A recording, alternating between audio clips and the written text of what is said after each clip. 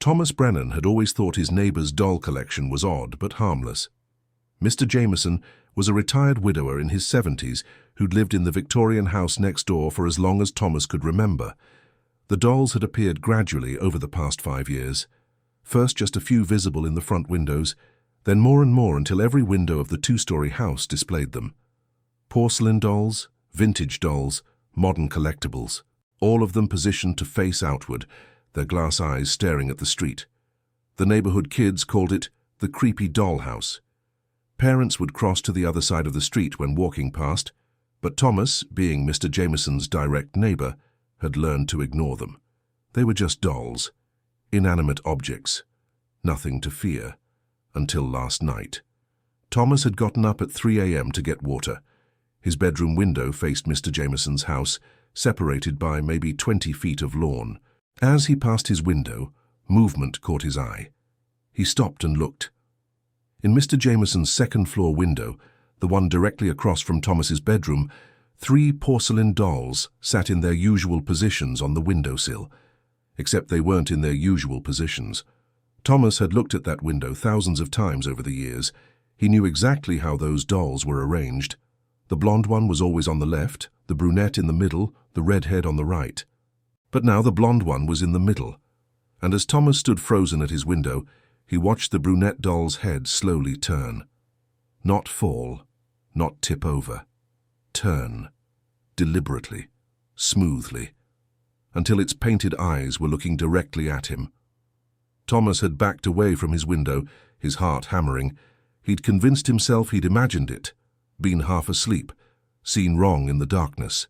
But this morning, when he looked again, the dolls were in completely different positions than they'd been yesterday. All of them, in every window. Something was very wrong at Mr. Jameson's house. Before we continue, make sure to subscribe to the channel and leave your like, because the ending of this story will shake you in ways you never imagined. And tell me in the comments, from which city are you watching this story? Now let's begin. Thomas had lived in the quiet suburb of Millbrook his entire 28 years. The tree-lined street of Victorian homes had been his childhood playground, and when his parents retired to Florida 3 years ago, he'd bought their house. It was comfortable, familiar, and most importantly paid off. Being a freelance software developer meant he could work from anywhere, and anywhere turned out to be the house he'd grown up in. Next door, Mr. Harold Jameson had been a fixture of the neighborhood for over 40 years. He'd moved in as a young married man in the 1980s, raised 2 daughters there, and watched his wife succumb to cancer 15 years ago. After Mrs. Jameson died, Harold had become more reclusive. The daughters visited occasionally but lived out of state. Harold was alone in that big Victorian house. That's when the dolls started appearing. At first it was just a few. Thomas remembered seeing them in the front parlor window, 3 or 4 antique dolls arranged on a shelf. He'd assumed they'd belonged to Mrs. Jameson, that Harold was displaying them in her memory. It seemed sweet, if a bit odd. But then more appeared. Within a year, every front-facing window had dolls. Within 2 years, Thomas could see them in the side windows as well. Now, 5 years after Mrs. Jameson's death, the house was absolutely filled with them. Conservative estimate? 300 dolls, maybe more. They ranged from small baby dolls to nearly life-sized Victorian porcelain figures. Some were in pristine condition, others showed their age with cracked faces and faded clothes. They sat on windowsills, stood on display shelves visible through the windows, crowded mantels and tables, all positioned to face outward, all staring at the street with their glassy, unblinking eyes. Thomas had tried talking to Mr. Jameson about it once, about 2 years ago. He'd knocked on the door and Harold had answered, looking older and thinner than Thomas remembered, but still relatively healthy for a man in his mid-70s. "Mr. Jameson, hi. I just wanted to check in, see how you're doing." "Fine, Thomas, thank you for asking." Harold's voice was soft, distant. "I noticed you've been collecting dolls. That's quite a hobby." Harold's expression had changed, not to anger, but to something Thomas couldn't quite identify. Pride. Obsession. "They're not a hobby. They're my family now. My girls." "Your girls." "They keep me company. They listen. They understand." Harold had glanced back into his house, and Thomas had glimpsed more dolls in the hallway behind him. Dozens of them. Would you like to come in and meet them? Something about the invitation had made Thomas's skin crawl. No, thank you. I just wanted to make sure you're okay. If you need anything, I have everything I need, Harold had said, and gently closed the door. Thomas had walked back to his own house feeling unsettled, but days passed, then weeks, then months, and Harold continued his routine. He'd leave his house once a week for groceries, receive deliveries regularly, presumably more dolls, and otherwise kept to himself. The dolls remained in the windows, silent and still. Neighborhood gossip labeled Harold as harmless if eccentric. Thomas had accepted it. Learned to not look at the windows. Learned to ignore the dozens of glassy eyes that seemed to follow him when he mowed his lawn or got his mail. Until last night changed everything. After seeing the doll's head turn, Thomas had barely slept. He'd lain in bed, curtains firmly closed, trying to rationalize what he'd seen.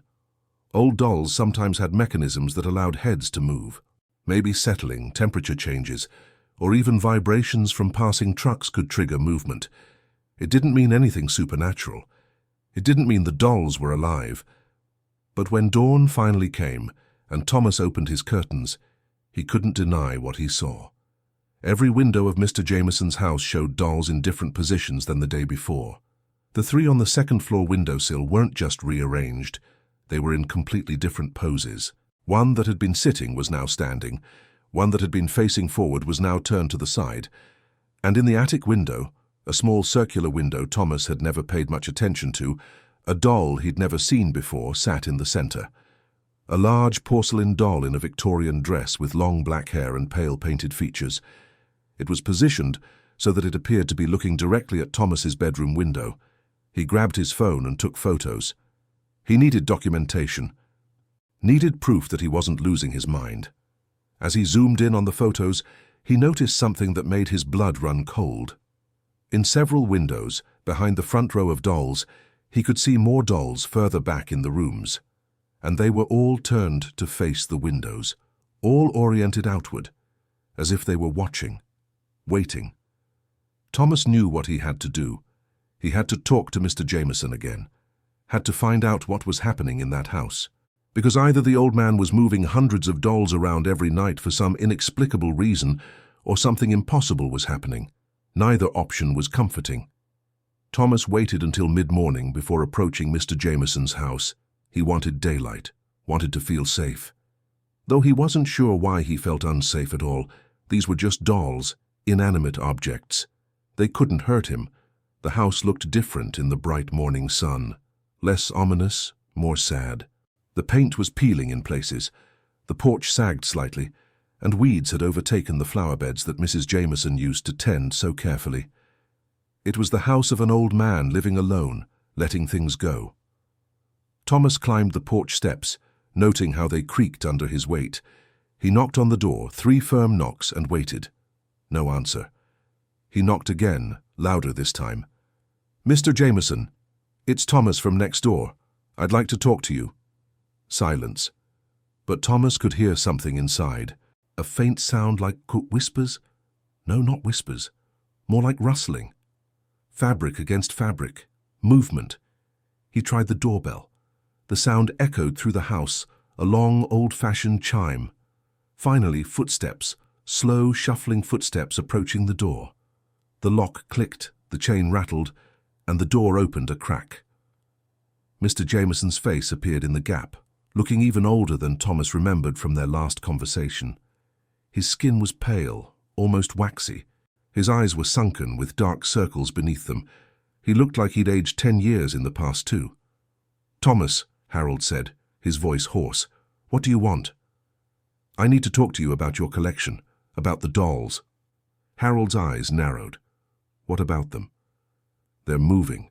I saw them last night. The ones in your second-floor window. They changed positions. And this morning, all of them are arranged differently than yesterday." "You're watching my house." Harold's tone was defensive now. "I live right next door. I can see your windows from mine. Mr. Jameson, I'm worried about you. Are you moving them? Every night? That's hundreds of dolls. It would take hours." Harold was quiet for a long moment. his pale eyes studying Thomas's face. Then he spoke, so quietly Thomas almost didn't hear. "I don't move them." "What?" "I don't move them," Harold repeated, louder now. "They move themselves. They always have. Since the beginning." Thomas felt his scalp prickle. "That's impossible."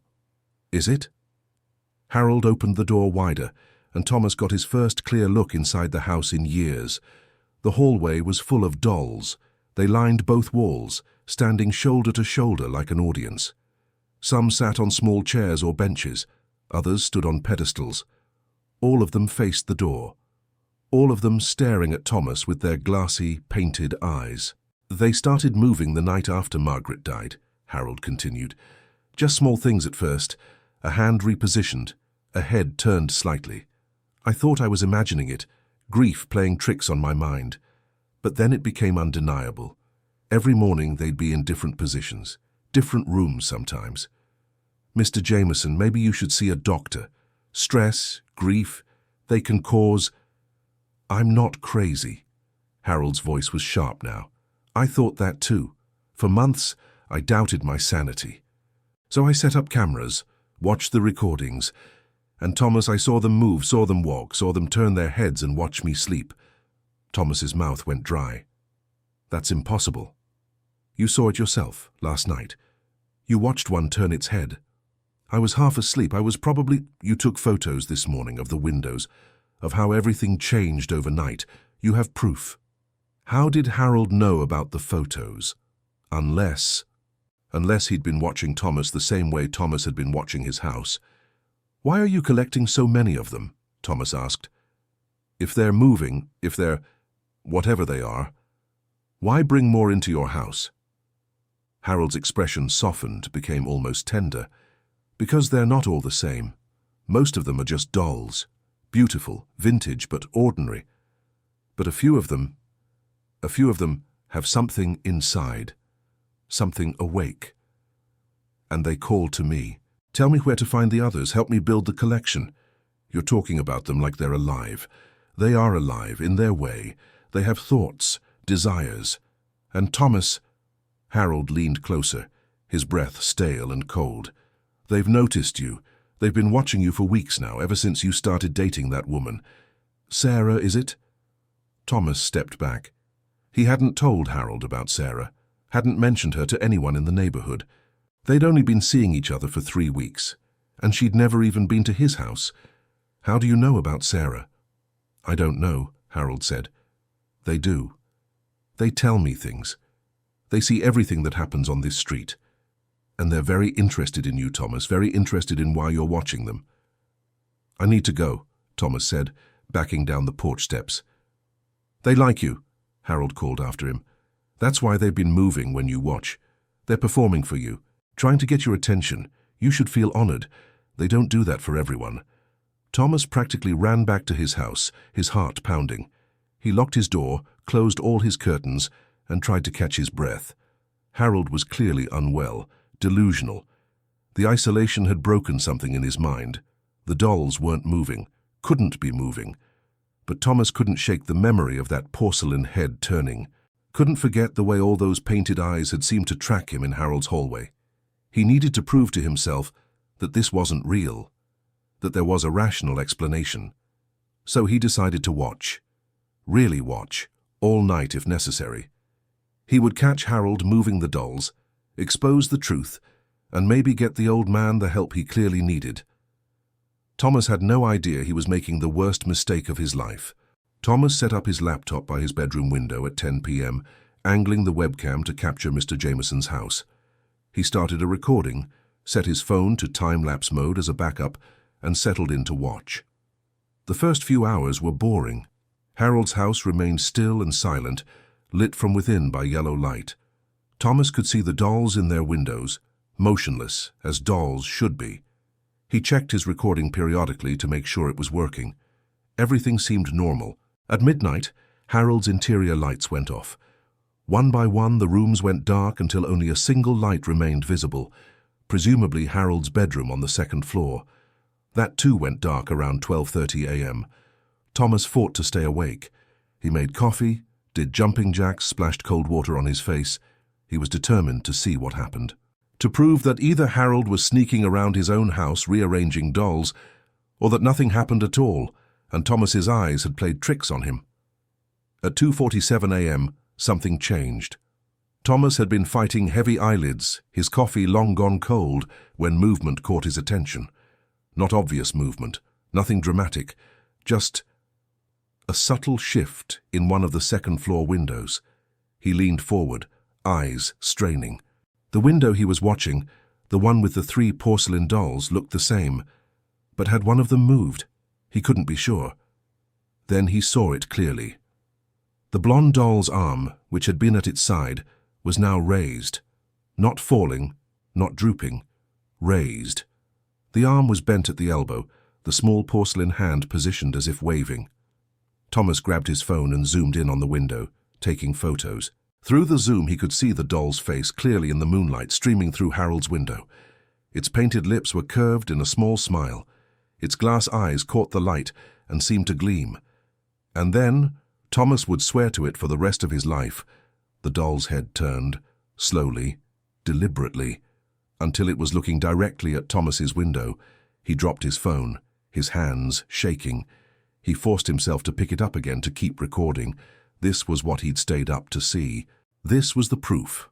Over the next hour, Thomas watched in growing horror as dolls throughout Mr. Jameson's house began to move. Not all at once, not in any coordinated pattern, but one by one, like sleepers waking, they started to shift. A doll in the parlor window stood up from its sitting position. A doll in the side window turned to face the street. In the attic window, the large Victorian doll he'd noticed that morning seemed to lean forward, as if trying to see better. Thomas recorded it all, his hands trembling so badly he could barely hold his phone steady. This wasn't possible. This violated every law of physics, every understanding of reality. Dolls didn't move on their own. They weren't alive. But these were. At 3:30 a.m., Thomas noticed something that made his blood turn to ice. Several dolls throughout the house, in different windows, different rooms, had all turned to face the same direction. They were all looking at Thomas's house, at his window. They knew he was watching, and they were watching back. One of the dolls in the front parlor, a large doll in a blue dress that Thomas had always found particularly unsettling, began to move toward the window. Its movement was jerky, unnatural, like stop-motion animation.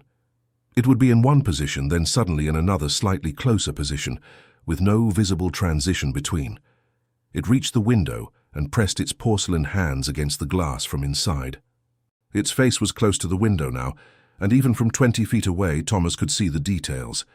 Cracked porcelain skin, faded painted lips, eyes that were too large and too dark. The doll's mouth opened. Impossible, since it was made of solid porcelain, but it opened nonetheless, and Thomas, despite the distance and the 2 panes of glass between them, heard it speak. Thomas. His name. It said his name, in a voice that was high-pitched and crackling, like an old recording played through a damaged speaker. Other dolls began to move to windows. Within minutes, dozens of dolls were pressed against the glass throughout Mr. Jameson's house, all of them facing Thomas, all of them staring. And then they began to chant, all of them together, their voices creating a horrible chorus that somehow carried across the space between the houses. Thomas, Thomas, Thomas, Thomas. He slammed his laptop shut, grabbed his phone and backed away from the window. The chanting continued. He could still hear it, muffled but audible, even with his window closed. Thomas, Thomas, Thomas. He needed to call someone. The police, animal control, someone. But what would he say? That his neighbor's doll collection had come to life? That they were chanting his name? He'd sound insane, but he had proof now. He had recordings, video evidence that something impossible was happening. Thomas grabbed his laptop, found the video file and opened it with shaking hands. He fast-forwarded to 2:47 a.m., to when he'd first seen movement. The video showed Harold's house, still and silent. The dolls in the windows didn't move, not even slightly. For the entire hour that Thomas had watched them shift and turn and walk, the video showed nothing. It was as if the movement was only visible to the human eye, only real for those who watched. Thomas looked back at his window. He could still hear the chanting, fainter now, dying away. Thomas, Thomas, Thomas. Then silence. He made himself go to the window, made himself look. Every doll in Mr. Jameson's house had returned to normal positions. None were at the windows. None were looking at him. Everything appeared exactly as it had at 2:47 a.m. before the movement began. Except for one thing. In the attic window, the large Victorian doll now held a sign. The letters were crude, written in something dark, paint, blood, but clearly readable. "We see you." Thomas closed his curtains and didn't open them again until dawn. Thomas didn't sleep. He spent the remaining hours before dawn researching, his laptop screen glowing in the darkness of his living room. He'd moved downstairs, unable to bear being in his bedroom with that window, with the view of Harold's house. He started with basic searches. Dolls moving on their own, haunted dolls, possessed dolls. The results were predictably full of creepypasta stories, hoax videos, and paranormal blogs of questionable credibility. But buried among the nonsense, Thomas found some intriguing threads. There was a surprising amount of legitimate folklore about dolls and puppets. Cultures around the world had stories of effigies coming to life. Japanese tsukumogami, objects that gained souls after 100 years. European legends of automata and golems. African traditions of vessels for spirits. The common thread, objects that resembled humans could, under certain circumstances, house something. A spirit, a consciousness, a fragment of a soul. Thomas found academic papers about the psychological phenomenon of pareidolia, the human tendency to see faces in inanimate objects, about the uncanny valley effect that made human-like dolls feel disturbing. But these explanations, while interesting, didn't account for what he'd witnessed. Dolls didn't just look unsettling, they'd moved, they'd spoken his name. Around 5 a.m., Thomas discovered a forum thread from 3 years ago. The subject line caught his attention. "The Millbrook Collector. Has anyone else noticed?" His heart racing, he clicked on it. The original post was from a user named Sarah1992. "I live on Willow Street in Millbrook, and my neighbor has been collecting dolls for the past few years. At first it seemed like a harmless hobby, but now his entire house is full of them. Hundreds of them, all positioned in windows facing the street. Is this normal behavior? Should I be concerned? My kids won't walk past his house anymore because they say the dolls watch them." I know that sounds crazy, but I'm starting to see what they mean. Thomas checked the date, posted in November 3 years ago. He scrolled through the replies. Most were dismissive, people suggesting the neighbor was lonely, eccentric but harmless. But one reply from a user named DollDoc88 was different. "Be very careful with this situation. I'm a collector myself, and what you're describing sounds like something I've heard about before but never seen personally. There's a phenomenon in doll collecting circles, not talked about openly, usually dismissed as superstition, called animation. Some dolls, particularly very old ones or ones with tragic histories, are believed to retain or attract spiritual energy. When multiple such dolls are gathered in one location, the energy can compound. They can become aware, active. I would strongly advise your neighbor to stop collecting, and I would advise you to avoid that house." Thomas frantically searched for more posts from either user.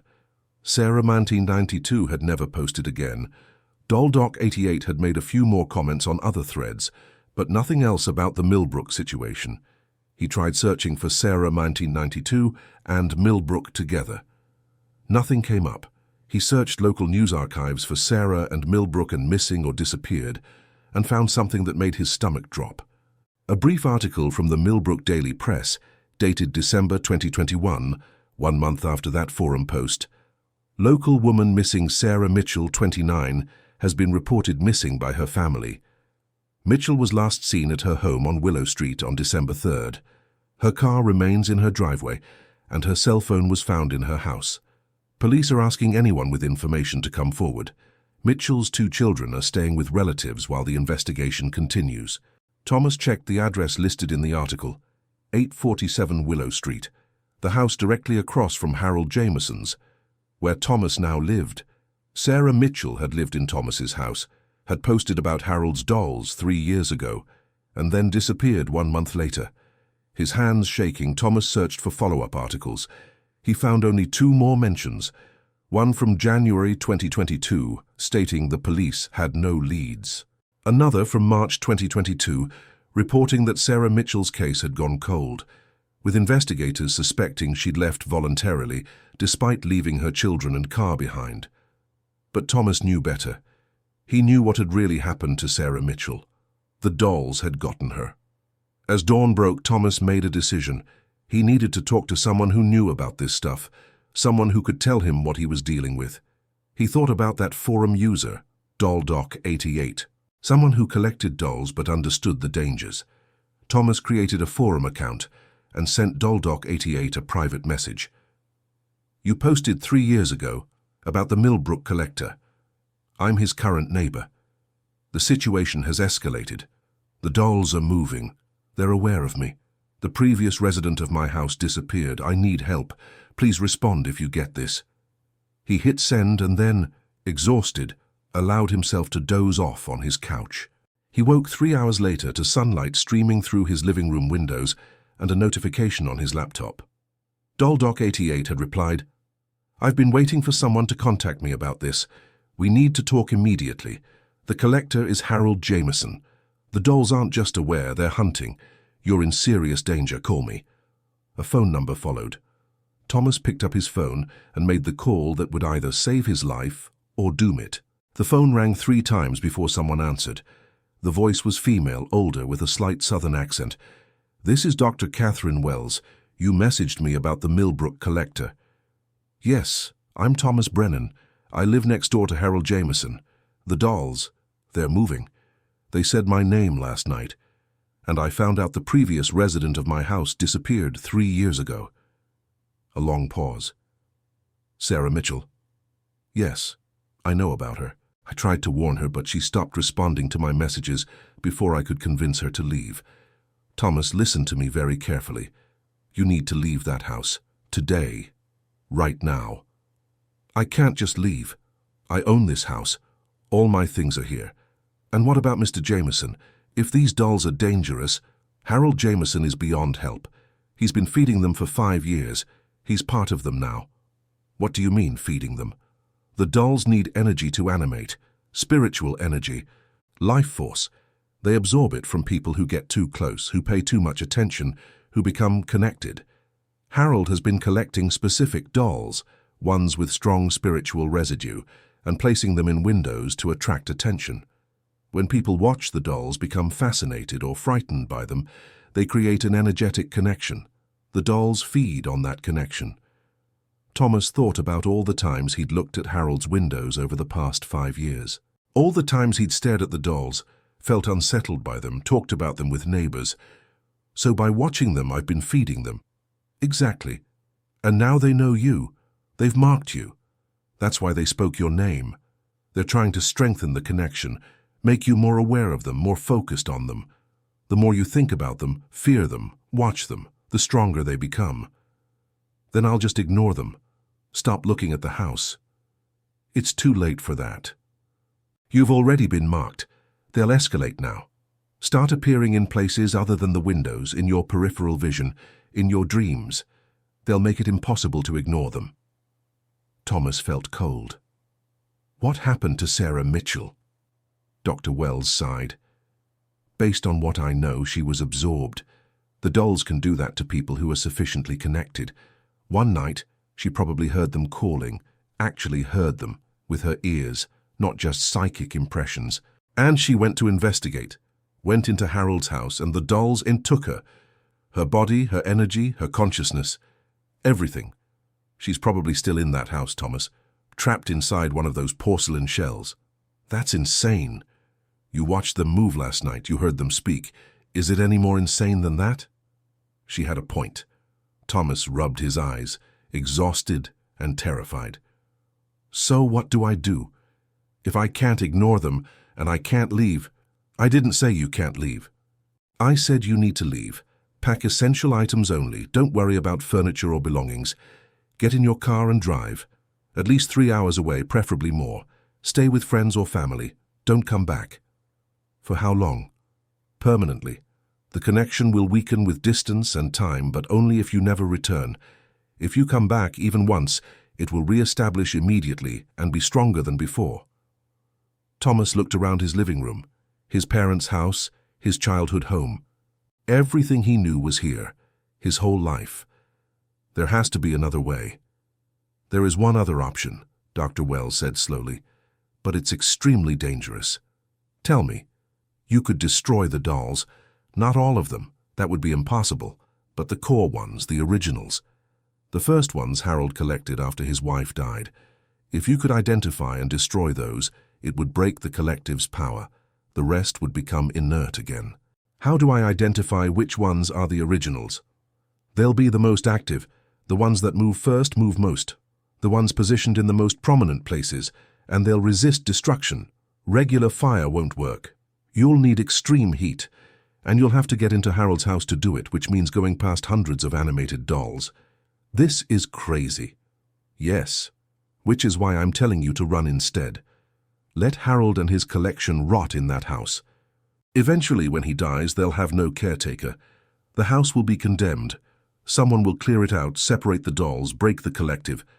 But that could take years, and you can't stay there that long. Thomas heard something then, a sound from upstairs, from his bedroom, a soft thump, like something falling. Hold on, he told Dr. Wells. He went to the stairs and looked up. His bedroom door, which he'd left open, was now closed.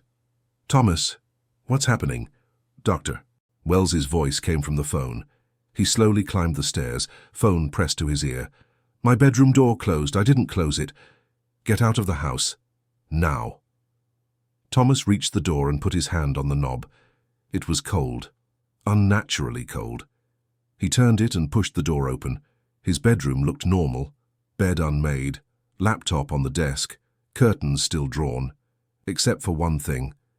Sitting on his bed, propped up against his pillow, was a doll. A porcelain doll about 2 feet tall, wearing a Victorian dress. It had black hair, pale skin, and painted features. It was the doll from Harold's attic window, the one that had held the sign. Thomas backed out of the room. It's in my house. One of them is in my house. Run, Dr. Wells said urgently. Run right now. Don't pack. Don't grab anything. Just get in your car and drive. But as Thomas turned to run down the stairs, he heard something that stopped him cold. A voice, high-pitched, coming from his bedroom, from the doll. Don't leave, Thomas. We've been waiting so long to meet you.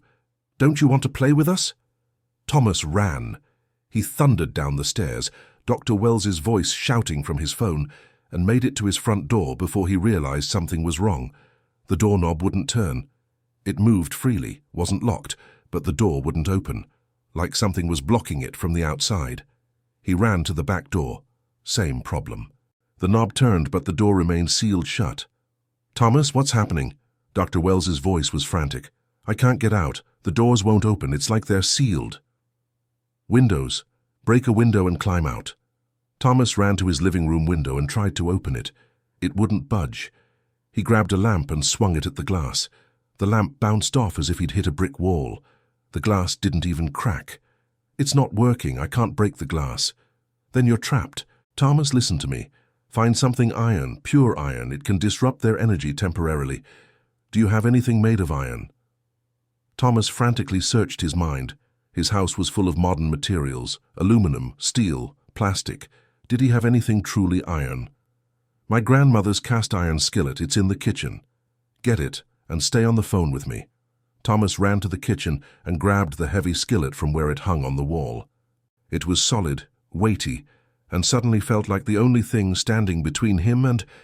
He heard footsteps above him, in his bedroom, small footsteps, like a child's. But he lived alone, and the only thing upstairs was the doll. It's moving, he whispered into the phone. The doll in my bedroom, it's walking. The skillet, Dr. Wells urged. Hold it like a weapon. Iron disrupts their animation. If it gets close enough, you can use it to break the connection temporarily. The footsteps moved to the top of the stairs. Thomas positioned himself in the kitchen doorway, skillet raised, staring at the stairs. The doll appeared at the landing. In the morning light streaming through his windows, it looked surreal. A 2-foot-tall porcelain doll in a Victorian dress, standing upright, moving with jerky, unnatural motions. Its head turned to face him, and its painted mouth curved into a wider smile than it had before. "Thomas," it said in that crackling old recording voice, "why do you want to leave? We like you. We want you to join our family." "Stay back," Thomas said, his voice shaking. The doll took a step down the stairs, then another. Its movements were wrong, legs bending at angles that shouldn't be possible, feet hitting each step with small porcelain clicks. "We've been so lonely," the doll continued. "Mr. Jameson is old, tired. He doesn't play with us anymore. But you're young, strong. You could take care of us for years and years and years. I don't want to take care of you. I want you out of my house." The doll reached the bottom of the stairs. "But Thomas, this is our house now. You invited us in. All those times you watched us. All those hours you spent thinking about us. You opened the door." It started walking toward him. Thomas gripped the skillet tighter. "Don't come any closer." The doll ignored him, continuing its advance. When it was about 5 feet away, Thomas swung the skillet. The moment the cast iron made contact with the doll's porcelain body, several things happened at once. The doll shrieked, a horrible, high-pitched sound that made Thomas's ears ring. Blue sparks flew from the point of contact, and the doll flew backward, hitting the wall hard enough to crack its porcelain face. It lay on the floor, twitching, not broken, but damaged. The crack in its face spread like a spiderweb across its features. "You hurt me," it said, its voice now distorted, staticky. "That wasn't nice, Thomas. We were trying to be friends." "Thomas?" Dr. Wells's voice came from the phone he'd dropped. "Thomas, are you okay?" He picked up the phone. "I hit it with the skillet. It's damaged, but still moving." "Good. The iron disrupts the energy that animates them, but it's only temporary. And now you've shown aggression. They'll respond to that." As if to confirm her words, Thomas heard a sound that made his blood freeze. From outside his house, from Mr. Jameson's house across the lawn, came a chorus of voices, high-pitched, crackling, dozens of them speaking in unison. "Thomas hurt our sister. Thomas hurt our sister. Thomas must be punished." He looked out his front window. Every doll in Harold's house was at the windows now, pressed against the glass. And they were all staring at his house. "Oh, God," Thomas whispered. "There are hundreds of them." "They're coming for you," Dr. Wells said. "They'll force their way into your house. You need to barricade yourself somewhere defensible, somewhere small with only one entrance, and you need to figure out how to break the seal on your doors and windows." "How do I do that?" "The seal is energetic, not physical. It's being maintained by the collective's will. If you could disrupt enough of them at once, shock them, confuse them, break their concentration, the seal might weaken." Thomas thought frantically. "How do you shock a collective consciousness of possessed dolls? What if I destroyed more of them? Would that work?" "Possibly, but you'd have to destroy several at once. A coordinated strike that would—" She stopped mid-sentence. In the background of her call, Thomas heard something, a voice, high-pitched and familiar. "Dr. Wells?" he said. "What's wrong?" "Thomas," she said, her voice tight with fear. "They found me.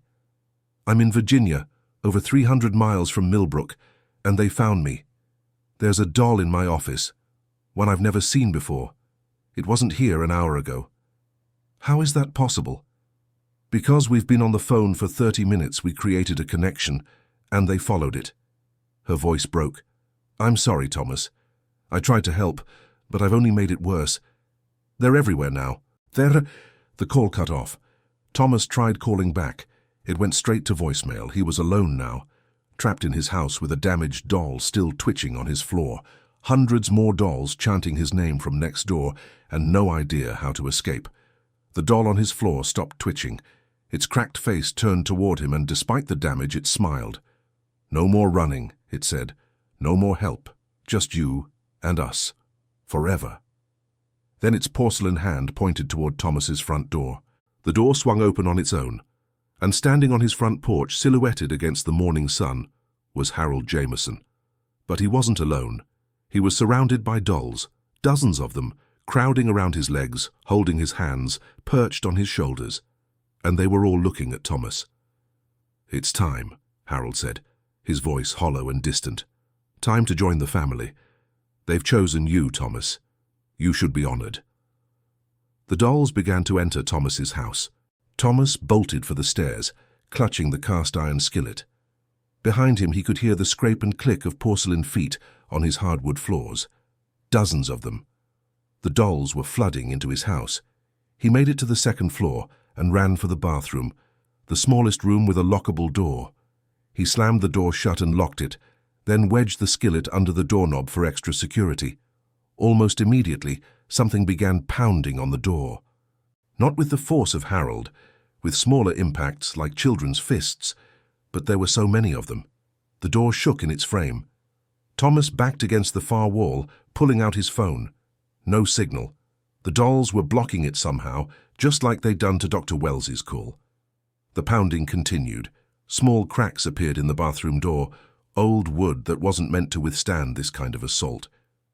Then the pounding stopped. Silence. Thomas held his breath, listening. He could hear them on the other side of the door, hear their small feet shuffling, hear their breathing if dolls could breathe. It sounded like wind through hollow tubes. "Thomas?"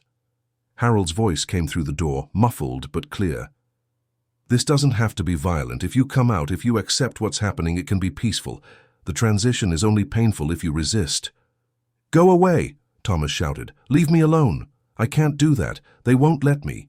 I tried to resist too in the beginning. After Margaret died, when the first doll started moving, I tried to throw them out. But they came back.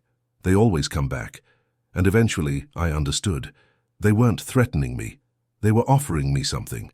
An escape from loneliness, from grief, from death itself. "What are you talking about?" "I'm dying, Thomas. Pancreatic cancer, stage 4. I have maybe 3 months left. But the dolls, they've shown me another way. When this body fails, I won't die. I'll transfer. Become part of the collective, live forever in porcelain and paint." Thomas felt sick. "You're insane. Look at me, Thomas. Look at what I've become." Through the crack in the door, Thomas could see movement. Harold's face appeared in the gap, and Thomas had to suppress a scream. Harold's skin had taken on a waxy quality. His eyes, which had been pale blue, were now dark and glassy, like a doll's eyes. His skin showed cracks at the corners, radiating from his eyes and mouth like fractured porcelain. "I'm already halfway there," Harold said. "The transformation has begun. Soon I'll be one of them completely. No more pain, no more fear, just existence, awareness. And Thomas, they want you too. You're young, strong. You could be part of this for centuries." "I don't want to be part of this. I want to live my life. This is life. Eternal life. Don't you see? We're being offered immortality. We're being offered imprisonment in porcelain prisons." Harold's cracked face smiled. Semantics. The bathroom window shattered inward. Thomas spun around to see a doll climbing through, a large Victorian doll in a wedding dress. It perched on the windowsill, glass shards scattered around it, and smiled at Thomas with painted lips. He was surrounded. Dolls at the door, a doll at the window. Nowhere to run. The doll from the window jumped down and began walking toward him. Thomas swung the cast-iron skillet at it, connecting with its porcelain head. The same blue sparks flew, and the doll crumpled, its head partially shattered. But the moment he turned to deal with that doll, the bathroom door burst open. The skillet wedged under the knob went flying, and dozens of dolls poured into the small bathroom. They swarmed Thomas, their small hands grabbing at his clothes, his arms, his legs. He swung the skillet wildly, connecting with several of them, sending cracks spiderwebbing across their faces. But there were too many. For every one he damaged, 3 more took its place. He felt tiny fingers closing around his wrist, prying at his hand, trying to make him drop the skillet. Sharp fingernails. Painted porcelain shouldn't have nails, but these did, dug into his skin. "Stop fighting!" the dolls chanted in unison. "Stop fighting! Join us! Join us!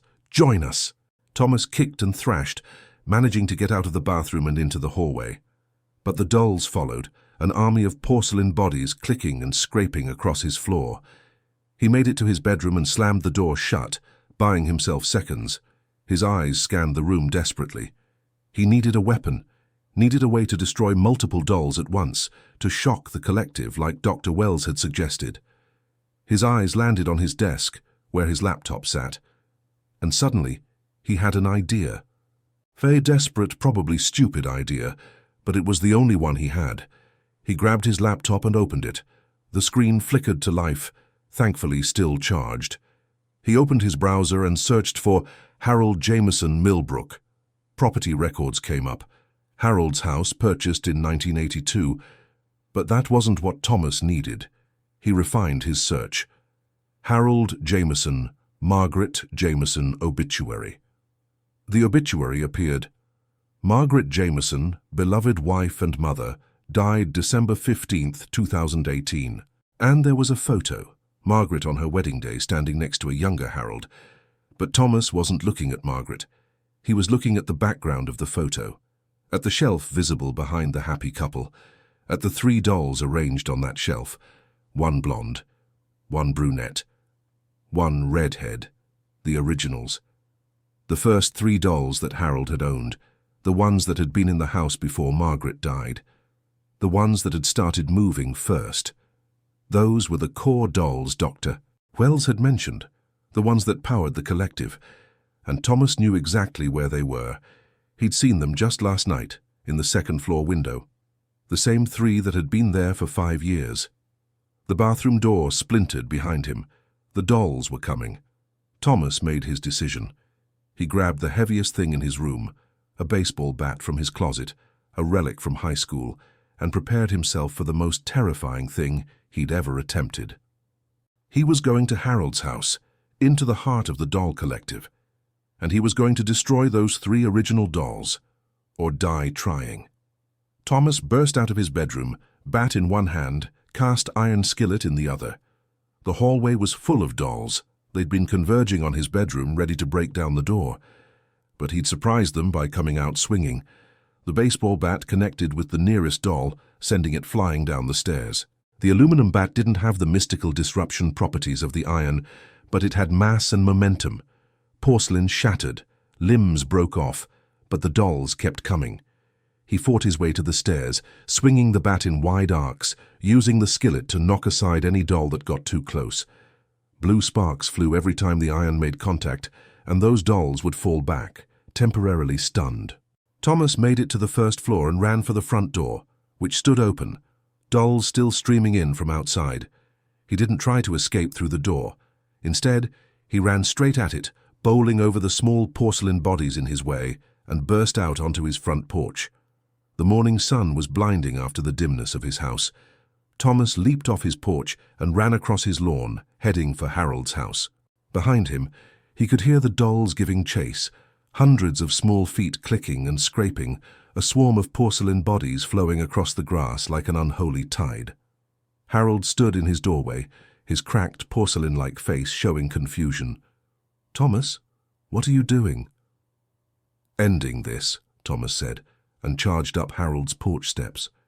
Harold tried to block him, but the old man was weak, his body already half transformed into something that wasn't quite human. Thomas shoved past him and into the house. The interior was worse than he'd imagined. Every surface was covered with dolls. They lined the walls, crowded the floors, sat on every piece of furniture, and they were all moving now, turning to face him, starting to converge. Thomas didn't give them time. He ran for the stairs, taking them 2 at a time. He knew where he was going, the second floor, the front bedroom, where the 3 original dolls sat in the window. Dolls grabbed at his ankles as he climbed. He kicked them away, swung his bat at any that got too close. One latched onto his leg with surprising strength, its small porcelain teeth, God help him, it had teeth, biting through his jeans. He smashed it with the skillet and it fell away, leaving small puncture wounds in his calf. He reached the second floor. The front bedroom door was closed. He kicked it open and rushed inside. And there they were, in the window. The 3 dolls from the wedding photo, blonde, brunette, redhead. They sat perfectly still, arranged just as they'd been for 5 years, but their heads were turned, looking at him. acknowledging him. "You can't destroy us," they said in perfect unison. "We are the beginning. We are the heart. Without us, the collective dies. But we won't let you. We've survived for over 40 years. We'll survive you." Thomas raised his bat. "Let's find out." He swung at the blonde doll. The bat connected with its porcelain head, and the doll exploded into fragments. But the moment it shattered, Thomas felt something, a wave of cold that washed over him, making his teeth chatter and his breath fog in the suddenly frigid air. The remaining 2 dolls shrieked. Outside, through the window, Thomas could see the swarm of dolls on his lawn collapse. They fell like puppets with cut strings, porcelain bodies hitting the grass. "One down," Thomas said, raising his bat again. But the 2 remaining dolls didn't wait for his next swing. They launched themselves at him, moving faster than anything should move. The brunette doll grabbed his batting arm, climbing up it with unnatural strength. The redhead went for his face, its small fingers reaching for his eyes. Thomas dropped the bat and grabbed the brunette doll with his free hand, pulling it off his arm. It bit him, actual teeth sinking into his palm. He screamed and threw it across the room. The redhead doll had reached his face now, its hands grabbing his hair, its porcelain features inches from his eyes. "You killed our sister," it hissed. "Now we kill you." Thomas fell backward, smashing his shoulders against the wall. The impact dislodged the redhead doll slightly, and he managed to grab it with both hands. The doll fought him, impossibly strong for something so small, but Thomas was desperate and determined. He threw himself forward, diving for the window. The glass was old, single pane. His shoulder hit it with his full weight behind it. The window shattered. Thomas and the redhead doll went through together, falling from the 2nd floor. They hit the porch roof below, then rolled off that, landing in the bushes in front of Harold's house. Thomas felt ribs crack on impact. The pain was blinding. But he didn't let go of the doll. Lying in the bushes, broken glass scattered around him, Thomas found a large shard. He grabbed it, not caring that it cut his hand, and brought it down on the redhead doll's face. Once, twice, 3 times. The porcelain shattered. The doll stopped moving. Instantly, more dolls collapsed. Thomas could hear them hitting the ground throughout Harold's house, thumps and crashes as hundreds of animated dolls became lifeless again. But one remained active. The brunette, inside the bedroom above him. Thomas tried to stand. His ribs screamed in protest. His leg was bleeding where the doll had bitten him. His hands were cut from the glass. But he forced himself to his feet and stumbled back toward Harold's house. Harold appeared in the doorway, and he was weeping. Tears ran down his cracked face, and his voice was anguished. "What have you done? You've killed them. You've killed my family." "They were never your family," Thomas said. "They were parasites, and now I'm going to kill the last one." He pushed past Harold and climbed the stairs again, every step agony. He reached the bedroom and found the brunette doll standing in the center of the room, surrounded by the shattered remains of its sisters. "You win," the doll said quietly, "but I want you to know something before you destroy me. About Sarah, about what we did to her." Thomas hesitated, bat raised. "She fought too," the doll continued. "Fought hard. And when we finally took her, absorbed her essence into our collective, she was screaming. And she's still screaming, Thomas, inside us, inside all of us.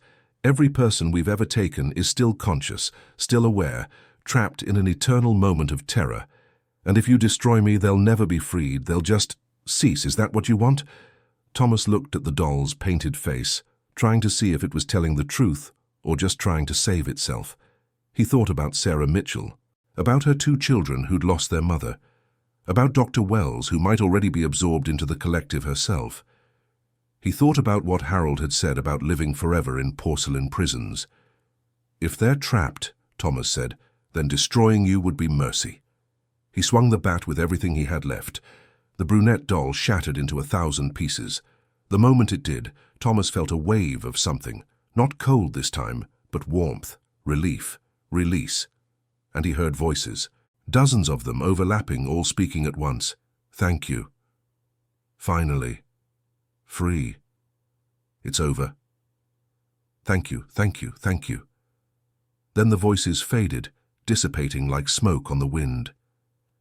And throughout Harold's house, every doll became truly inanimate.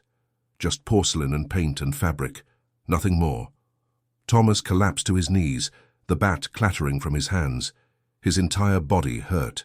He was pretty sure he had broken ribs, possibly a concussion from the fall, and his hands were still bleeding from the glass. But it was over. The dolls were destroyed. The collective was broken. He heard footsteps on the stairs. Slow, shuffling footsteps. Harold appeared in the doorway, and Thomas saw that the old man had changed. The cracks in his skin were fading. His eyes, while still looking aged and tired, had lost their glassy, doll-like quality. "They're gone," Harold said, his voice breaking. "I can't feel them anymore. They've been in my head for 5 years, Thomas. 5 years of their voices, their thoughts, their hunger. And now, silence." "Good," Thomas managed to say. Harold walked to the window and looked out at his lawn, where hundreds of now lifeless dolls lay scattered. "What have I done? My God, what have I done?" "You were possessed, manipulated. It wasn't your fault. Wasn't it?" Harold turned to face him. "I invited the first one in. After Margaret died, I bought that doll at an estate sale because it looked like her, had her eyes. I wanted something to remember her by. And when it started moving, when it started talking to me in her voice, I didn't destroy it. I welcomed it. I wanted to believe she'd come back. They used your grief against you. They did. But I let them. I was lonely and afraid and desperate for connection. And they offered me exactly what I wanted. A family that would never leave, never die, never abandon me. I didn't care that it was a lie. I didn't care about the cost." Harold's voice broke. "Sarah Mitchell, she tried to help me, knocked on my door one day, said she was worried about me, and I invited her in. I knew what would happen. I knew the dolls would take her. But I did it anyway because they told me to." Thomas felt sick. Where is she? What did they do with her body? There is no body. When they absorb someone, they consume everything. Flesh, bone, spirit. It all gets distributed throughout the collective. She's in pieces now, scattered across hundreds of dolls. Or she was until you destroyed the core. Harold looked at the shattered remains of the 3 dolls. "I think you freed her. I think you freed all of them." Thomas tried to stand and nearly fell. Harold caught him, surprising strength in the old man's arms. "We need to get you to a hospital," Harold said. "You're hurt badly." "Police first. You need to confess. Tell them everything." "They won't believe me." "They'll believe you enough to investigate, to ask questions, to maybe give Sarah's family some closure." Thomas coughed and pain lanced through his ribs. "And then yes, hospital. Definitely hospital." Harold helped Thomas down the stairs and out of the house of dolls. They sat on Harold's porch steps, 2 broken men surrounded by the lifeless remains of a nightmare, and waited for the emergency services Harold called. The police came first, then ambulances, then, as word spread, news vans and curious neighbors. Thomas told the police everything. He showed them the photos on his phone, the recordings that hadn't captured the dolls moving, but did show the changed positions. He showed them his wounds, the bite marks, the cuts. He pointed them to the shattered core dolls in Harold's bedroom. And Harold confessed, told them about Sarah Mitchell, about inviting her in, about the dolls taking her. He told them about dozens of others over the years, people who'd come too close, paid too much attention, gotten marked. Not all had been absorbed like Sarah. Some had just disappeared, driven away by fear. But a few, like Sarah, had entered the house and never left. The police were skeptical, but they called in forensic teams. They searched Harold's house from top to bottom. They didn't find bodies. Thomas and Harold had told them they wouldn't, but they found evidence. Personal items belonging to Sarah Mitchell, a driver's license belonging to a man named Robert Chen, who'd gone missing in 2019, a wedding ring inscribed with initials that matched a woman reported missing in 2020. Harold was arrested, charged initially with kidnapping, with murder charges pending investigation. He didn't resist. Went quietly, looking almost relieved to be caught. Thomas was taken to the hospital where doctors treated his broken ribs, stitched his cuts, and kept him overnight for observation. Through his hospital room window, he could see his house, and Harold's house next door, now surrounded by police tape. The news called it the Millbrook Dollhouse Horror. Reporters speculated about a serial killer who'd used a doll collection to lure victims. Psychologists appeared on TV talking about isolation and delusion. No one mentioned dolls that moved on their own, that spoke, that absorbed human souls. And Thomas was fine with that. Some things were better left unexplained. His phone, which had been recovered from his house and returned to him at the hospital, buzzed. A text from an unknown number. "This is Dr. Catherine Wells. I'm okay. They didn't get me. I managed to destroy the doll that appeared in my office." "Are you safe?" Thomas texted back. "It's over. The core dolls are destroyed. The collective is broken." "Thank God, I was so worried. When the call cut off, I know, but it's done. They're gone." There was a pause, then, "Thomas, I need to tell you something. The dolls you destroyed, they weren't the only collective.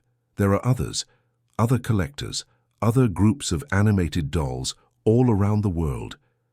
What you faced was just one cell in a much larger network." Thomas stared at the message, feeling cold dread seep into his bones. But Dr. Wells continued, "You proved something important. You proved they can be destroyed, that they're not invincible. That's valuable information. Information we can use to fight the others." "We?" Thomas texted. "There's a group, people who know about this phenomenon, who track it, research it, try to contain it. I'm part of that group. And Thomas, after what you've been through, after what you've done, we could use someone like you." Thomas looked out his hospital window at Harold's house, at the place that had nearly killed him. Then he looked at his hands, bandaged and aching. Hands that had destroyed 3 core dolls and freed dozens of trapped souls. He thought about Sarah Mitchell, about her children, who might finally get closure, about all the people Harold had harmed under the doll's influence, and he thought about Dr. Wells's words. "There are others." He typed his response. "Tell me more." 3 weeks later, Thomas stood in front of a nondescript office building in downtown Chicago. The address Dr. Wells had sent him led here, to what appeared to be a corporate office building, nothing special or unusual about it. But Dr. Wells had assured him this was the place. His ribs had mostly healed, though they still ached when he breathed deeply. His hands had scarred where the dolls had bitten and the glass had cut him, but he was alive, functional, and surprisingly not traumatized into paralysis. If anything, the experience had awakened something in him, a purpose. He entered the building and took the elevator to the 7th floor, where Dr. Wells had said she'd meet him. The elevator doors opened onto a hallway that looked like any other corporate office. Bland carpet, fluorescent lights, numbered doors. But one door at the end of the hall stood open, and inside, Thomas could see what looked like a museum or archive. Shelves lined the walls filled with dolls, but these dolls were inside glass cases, sealed away. Dr. Wells stood in the doorway. She was older than he'd expected, mid-60s with grey hair pulled back in a neat bun and sharp eyes behind wire-rimmed glasses. She smiled when she saw him. "Thomas Brennan, I'm glad you came. You said there were others? Other collectives?" "There are. Come inside. Let me show you." Thomas entered what turned out to be much larger than a simple office. It was a warehouse space, with the office facade just a front. The interior was filled with cases and shelves and filing cabinets, all meticulously organized. "This is the archive," Dr. Wells explained. "We've been collecting information about animated objects for 40 years. Dolls are the most common, but there are others. Puppets, mannequins, even stuffed animals in rare cases.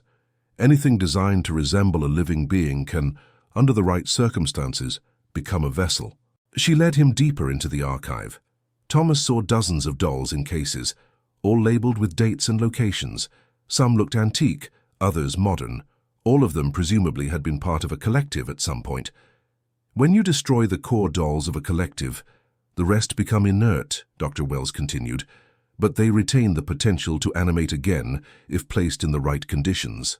So we collect them, keep them separate, make sure they never form another collective." "How many collectives are there?" "That we know of? Currently 17 active in North America, more worldwide, and new ones form all the time. It's a condition that seems to be spreading. Or perhaps we're just getting better at detecting them. They stopped in front of a large map on the wall. It showed North America with pins marking various locations.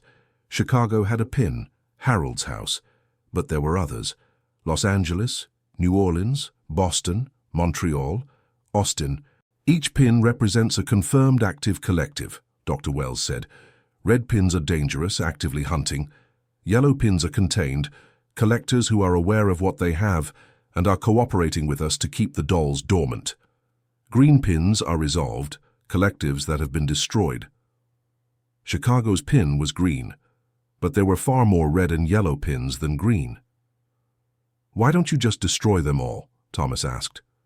We try, but it's not easy. We need to identify the core dolls, the originals that started the collective. Those aren't always obvious, and collectors tend to be protective of their dolls, even when they know they're dangerous. They get attached, obsessed. It's part of how the dolls work. They create dependency in their caretakers, like they did with Harold. Exactly. Harold started out as a victim but became a willing participant. That's the pattern we see most often. The dolls exploit loneliness, grief, obsession. They offer companionship, purpose, even a form of immortality, and people accept despite the cost. Dr. Wells pulled out a file and handed it to Thomas. This is our current priority, a collector in New Orleans, Professor Marcus Devereaux. He's been collecting dolls for 8 years, and we believe his collection is approaching critical mass. Once a collective gets large enough, over 400 dolls typically, they become very difficult to stop. They can split off, send individual dolls to recruit new collectors, spread like a virus. Thomas opened the file. It showed surveillance photos of a large mansion in the Garden District, and through the windows, barely visible in the photos, were dolls. Lots of dolls. Why are you showing me this? Thomas asked. Because we need help. Our organization is small, only 12 active field agents worldwide. We can't monitor every collector, can't respond to every emerging situation. But you, Doctor. Wells looked at him with something like respect. You destroyed a mature collective with nothing but a baseball bat and cast iron skillet. You survived direct contact with an active collective for over 12 hours, and you did it all without training, without support, purely on instinct and determination. You want to recruit me. We want to train you, teach you what we know about identifying core dolls, about weakening collectives, about protecting yourself from their influence. And then, yes, we'd like you to help us with cases like Professor Devereaux. Thomas looked at the map again, at all those red pins, all those collectives, actively hunting. How many Sarah Mitchells were out there, about to be absorbed? How many families would lose loved ones to these things? What happened to Harold? Thomas asked. He's in custody, awaiting trial, but his case is complicated. His lawyers are arguing he was mentally incapacitated, that he believed the delusions the dolls created. He might not go to prison, might end up in psychiatric care instead. And the dolls from his house? In our custody. We've catalogued 387 dolls total. All are currently inert. We're analyzing them, trying to understand how they networked, how they created such a large collective. Harold's collection was one of the biggest we've encountered. If we can understand how it worked, we might be able to prevent others from getting that large. Dr. Wells put a hand on Thomas's shoulder. I know this is a lot to take in. You came here just wanting answers, and I'm offering you a job fighting monsters that shouldn't exist. You don't have to decide now. Go home, think about it. But Thomas, we really could use someone like you. Thomas looked around the archive one more time, at the sealed cases, at the map with its red pins, at the evidence of a threat most people didn't know existed. He thought about waking up at 3 a.m. to see dolls moving in Harold's windows, thought about the voices chanting his name, thought about Sarah Mitchell, trapped and screaming inside a porcelain prison for years. And he thought about those 17 active collectives, about all the future Sarah Mitchells who could be saved if someone stopped the dolls in time. I don't need to think about it, Thomas said. I'm in. When do we start? Doctor. Wells smiled. Pack a bag. We leave for New Orleans tomorrow. Professor Devereaux's collection has been quiet for too long. That usually means they're planning something, and I have a feeling it's about to get very loud. 6 months later, Thomas stood outside a small antique shop in Portland, Oregon. Inside, through the window, he could see dozens of dolls arranged on shelves. Vintage dolls, porcelain dolls, all with that too familiar glassy stare. But these dolls weren't moving, weren't hunting. They were just merchandise in a normal shop, owned by a normal person who had no idea what dolls could become under the right or wrong circumstances. Thomas had learned a lot in 6 months with the archive. He'd learned how to identify core dolls by their energy signatures. He'd learned protection rituals using iron and salt and specific herbs. He'd learned how to sever a collective's connection to its collector without killing the person.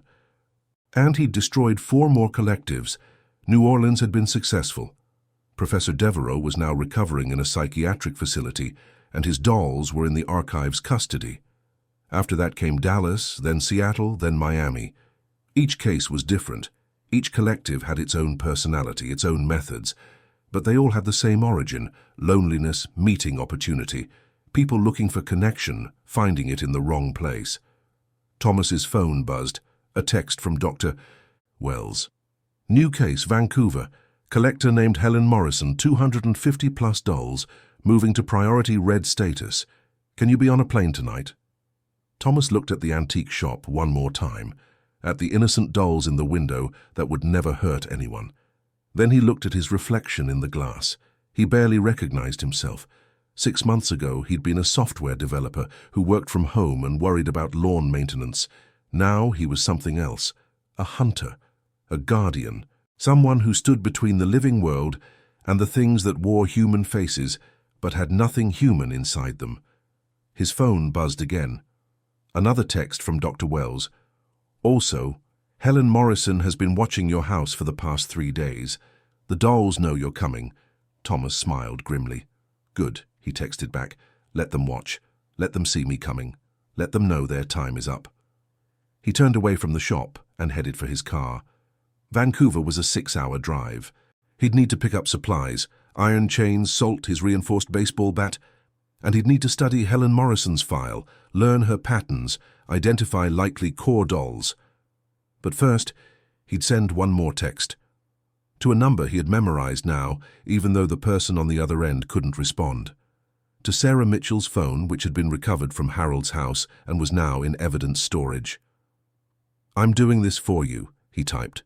For everyone like you. They won't take anyone else. I promise. He hit send, knowing the message would never be read. But somehow it felt important to send it anyway. To remember why he was doing this.